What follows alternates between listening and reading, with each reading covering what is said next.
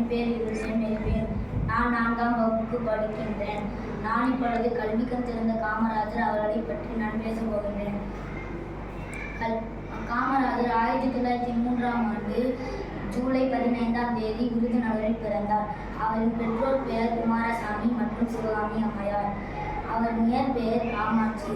காமராஜர் தன்னுடைய 16 வயதில் காங்கிரஸில் இணைந்தார். காமராஜர் 1954 முதல் 1963 வரை 9 ஆண்டுகள் தமிழக முதல்வராக பணியாற்றினார். இலவச கல்வி, கட்டாய கல்வி, மதிய உணவு என பாடத்திட்டங்களில் தொடங்கி வைத்தார். இதனால் கல்வி கற்றிருந்த காமராஜர் என்று அழைக்கப்படுகிறார். தொழில்துறை, அணைக்கட்டுகள், மின்திட்டங்கள் என பல திட்டங்களில் தொடங்கி வைத்து தமிழகத்தை வளமாக்கினார்.